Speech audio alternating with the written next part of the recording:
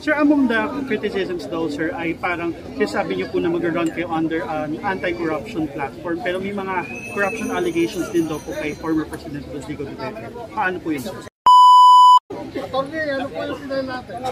Nag-hain na po na lang yan siguro. Para sa ito. At ngayon ay formal na aplikante sa pagkasenador. Sir, ano pong napag-usapan niyo po ni former President Duterte when you asked for his blessing po ba? Or you had meetings? Nag-usap kami, palagi naman kaming nagkikita sa nag-usap dito. At siyempre, ating Pangulo yan, hindi mo rin naman matasawaran yung pagmamahal sa bansa, sa Pilipino. Hindi may iwasang pag-usapan ang mga kasalubuyang kaganapan sa bansa, yung palalang issue ng korupsyon, at siyempre hindi rin na pag-usapan ng politika sapagkat as we all know, today is the last day to file the candidacy for all elected positions for the midterm. Sir, among the criticisms daw, sir, ay parang sabi niyo po na mag-run kayo under an anti-corruption platform, pero may mga corruption allegations din daw po kay former President Rodrigo Duterte. Paano po yun, sir? Hindi naman si Pangulong Duterte rin yung base ng corruption. At lahat ng administration before him ay may issue ng administration. At ang sinasabi ko, I'm running to fight corruption and bring war on corruption in the halls of the Senate. Itong kasalukuyang nagaganap. Ikaw, masaya ka ba sa paglustay ng gobyernong ito ng pera na maya-maya, umulan lamang ng malakas ay binabaha? Yun ang aming dala-dala ngayon dito sa platform. Kami iikot sa akbang ng mahiso upang dalhin yung mga totoong issue sa ating mga kababayan. Kinakailangan malaman natin kung anong nakataya dito sa midterm election. Hindi tayo papayag na dapat tahimik lamang sapagkat alam mo ninyo what is at stake for the country in this midterm election. If we will allow them, magpapatuloy lalo with impunity ang korupsyon, at for the immediate term, we might see, God forbid, a transitioning of the form of government from presidential to parliamentary. And for the long term, the real purpose is to keep themselves in power in perpetuity. I do not want that, many Filipinos do not want that, and we will oppose it. Attorney Vic, pwede niyong pakiisa-isa kung ano-ano mga korupsyon nakikita niyo ngayon sa Marcos administration? Unahin natin yung flood control programs. Hindi natin pwedeng palagpasin yun sapagkat napakalaki ang impact noon sa ekonomiya. Tuwing babaha na lamang, tuwing uulan ng malakas, magdedeklara ng walang pasok sa opisina, walang pasok sa eskwela. Just imagine, put numbers into that, kung ilang bilyong piso ang nangyayari at ilang daang bilyong piso din ang kanilang nilulustay. For the first 2 years, 500 billion pesos. It's there, naka-record yan sa 2 daang nakalipas. So yun ang ating sinisingil sa administration ito. At sa lahat naman ng uring manggagawa na walang magawa kundi sa pilitang bawasan sa tuwing sahod, yung inyong contribution sa PhilHealth, hindi rin dapat pakialaman yung 89.9 billion unutilized. It's not an excess fund, it's unutilized funds ng PhilHealth. Bakit nila ginagawa at ginagalaw ang pera ng PhilHealth? Simple, to fund yung unprogrammed appropriations. Mga kababayan, ang unprogrammed appropriations ang bagong anyo, bagong pangalan ng Congressional Pork Barrel. Wag ho tayong pumayag dyan. Sir, are you in speaking terms with the President? For the record lang, sir. No. I have not spoken to the President for quite a while now. How many years would you say, sir? I think 2 years. 2 years.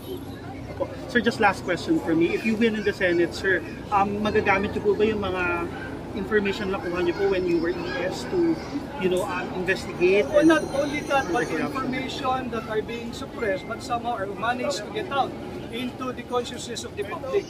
You know, that's why in Hakbang ng Maiso, we demand for transparency, accountability, peace, and security. You cannot have a government and a governance without transparency and without accountability. Ano po take nyo sa liquidation by certification That sa should be MOE? scrapped. And kung sakasakaling pala rin tayo at bigyan ng mandato ng sambayan ng Pilipino, I will work and push for the scrapping of resolution number 10 that allows, permit, and legalize yung liquidation by mere certification. Sir, may idea po ba kayo kung si former President Rodrigo Duterte ay tatakbo na bilang senador? Kasi he already filed last May. he already filed as mayor. And we were together, naghiwalay lang kami, mga 2:30, I don't know what time is it today now, but settled siya as mayor. So no truth to those reports, sir? Well, you know the President Duterte, he keeps his cards very, very close to his chest at siya lang ang nakakalam kung ano yung ace up on his head. Sir, nabanggit ko kanina you're no longer on speaking terms with President. Matagal na yun. Pero kung ma-elect man kayo, sir, will you support mga programs ng admin po sa kanan? Basta't mabuti yung programa ng administration, basta't ito ay hindi papunta sa korupsyon that will lead us to perdition, I will support any administration. But if it's blatantly corrupt and obviously leads to perdition ng sambayan ng Pilipinas, lalabanan ko yan up to my last breath. What kind of opposition will you be at politically? I will be a very, very constructive position.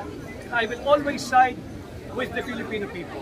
As I have said inside when I was filing, I have decided to file as an independent upang to symbolize and to recognize that my only party is the Republic of the Philippines and my party mates and allies are the Filipino people. Sir, ano po mas, akong bubuwagin niyo po ba ang provincial rate? Ang provincial rate po.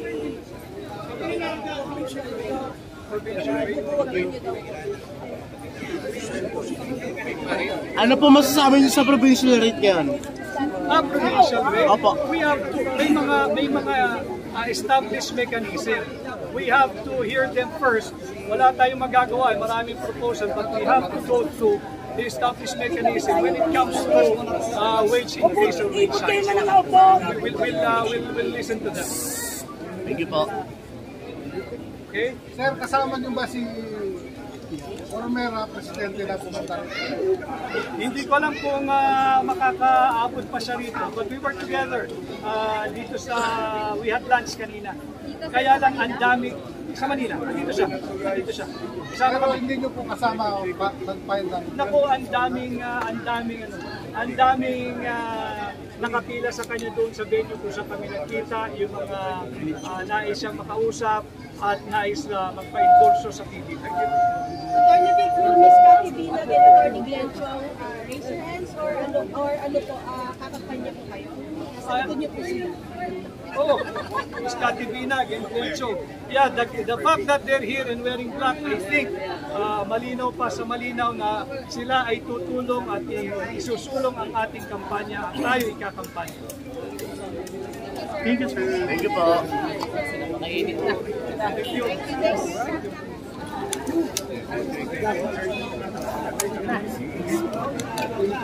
you.